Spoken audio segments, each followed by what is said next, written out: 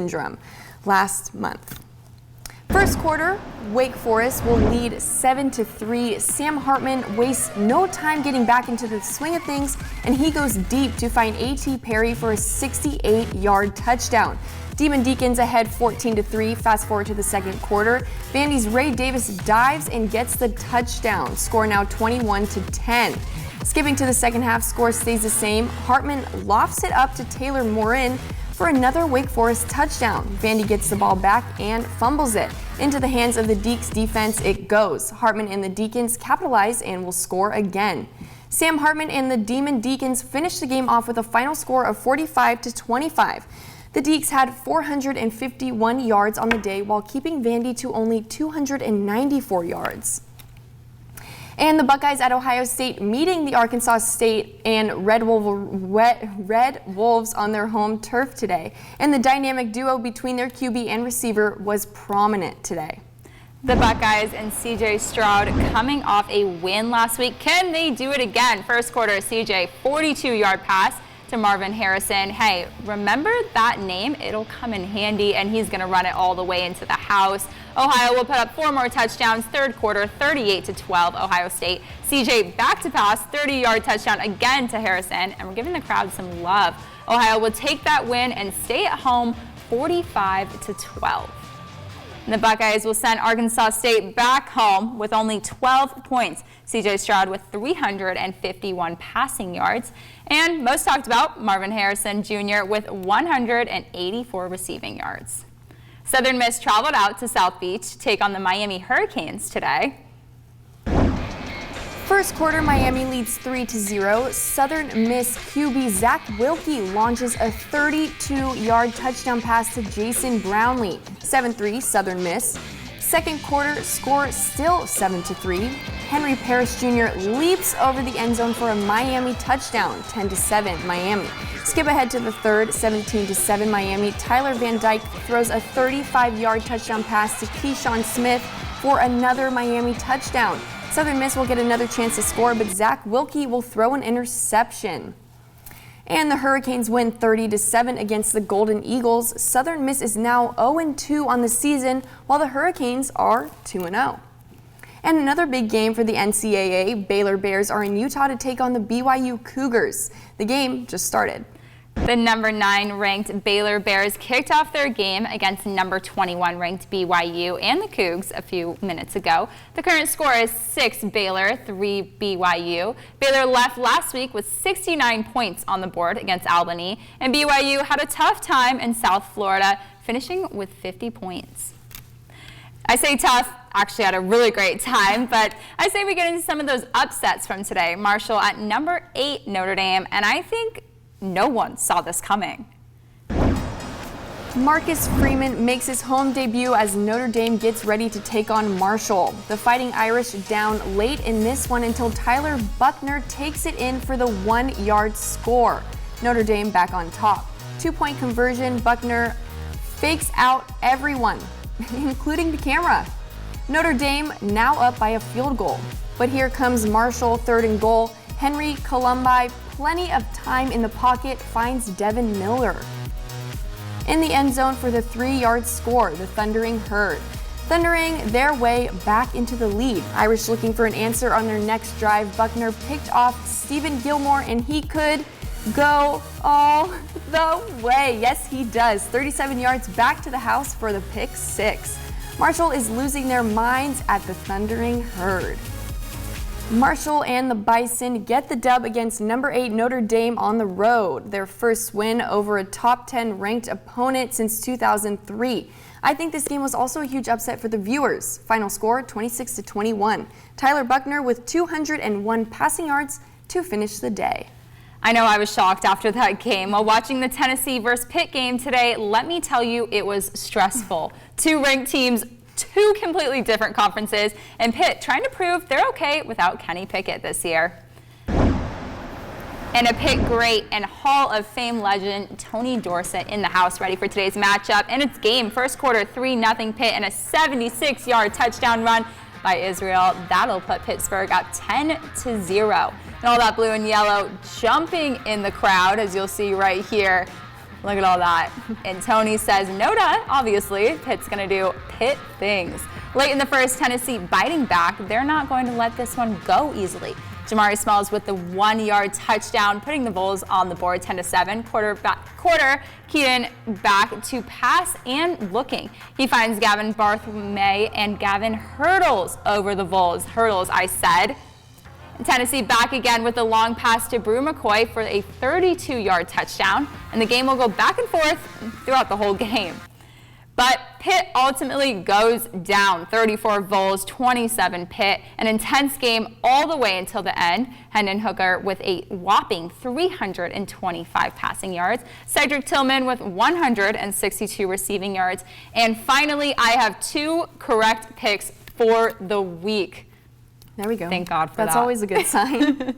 I sure know how loud College Station and the Texas A&M Aggies can get. App State traveled there today to take on the Aggies and didn't let the noise get to them.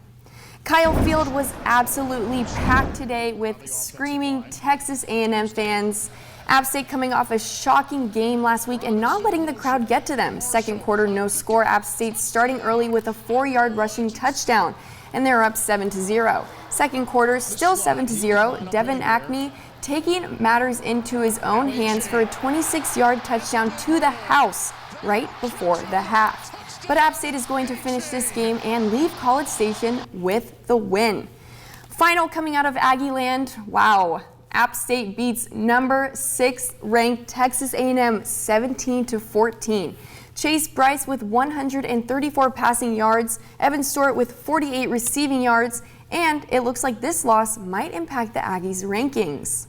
An upset for sure, and out in ACC, well, kind of. The Clemson Tigers and Dabo Swinney at home taking on Furman. Dabo just signed a contract extension, so he'll be a Tiger for a while. The Tigers sticking to their tradition and running down that big hill. Clemson will punch first as the Tigers QB Quillhan will hand it off to Will Shipley for a 1-yard touchdown, and Clemson is up 7-0. They'll pick up 2 more touchdowns before Furman will get their chance right there. But not so soon, Furman. The Tigers growling back with 1 more before the half. Kobe Pace punching it in for the Tigers. And just to be Swinney safe, they'll add 1 more. Bu Collins runs it in for the 9-yard score. Another year of Dabo and the Tigers. Clemson takes down Furman with a final score of 12-35. Tyler Huff with 256 yards passing. Ryan Miller, the receiving leader, ends with 95 yards. Today, 2 Bulldogs battled on one field, yet one is a defending national champ, while the other, not so much. The Stanford Bulldogs and the Georgia Bulldogs met today.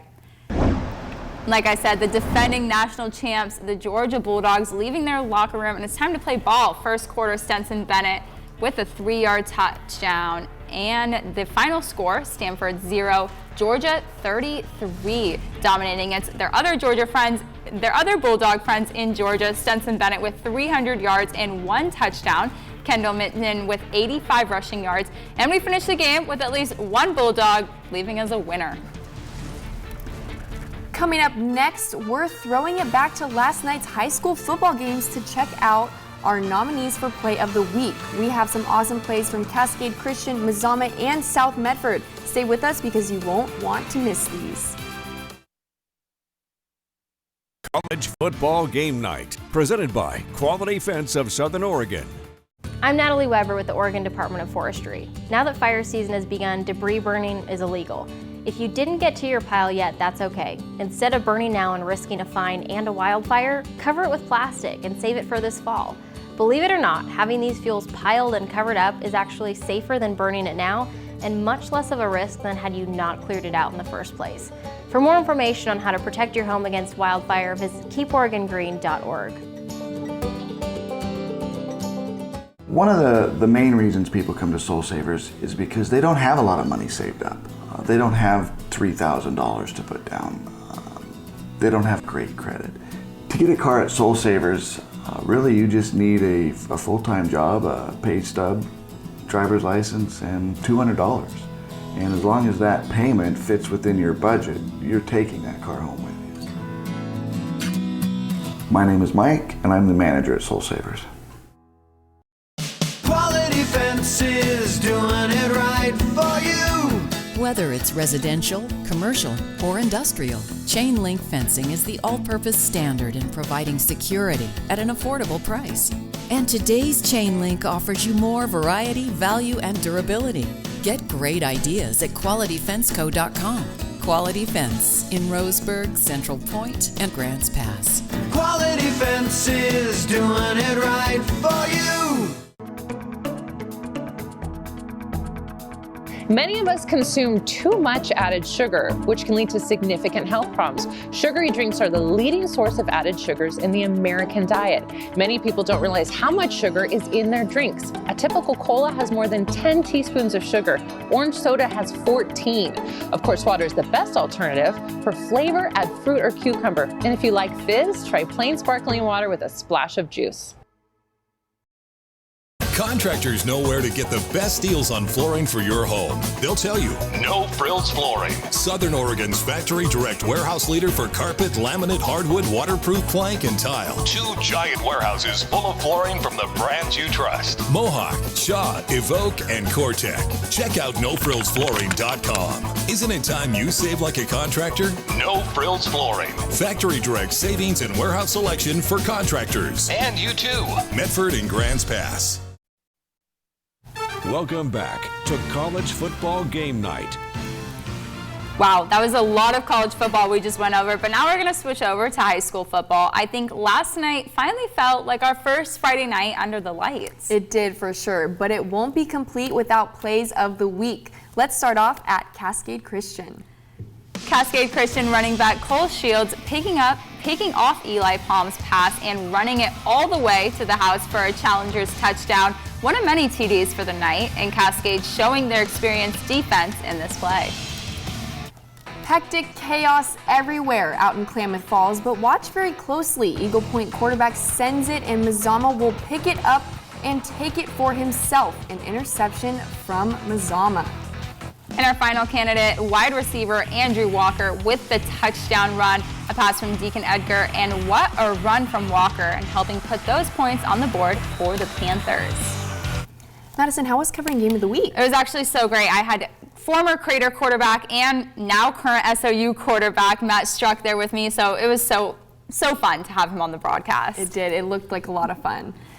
It was a great game, and now let's get to announce our Week 3 matchup for Game of the Week. Drum roll, please. 1 week from today, on September 16th, the Eagle Point Eagles will host Churchill Lancers for Game of the Week, Week 3.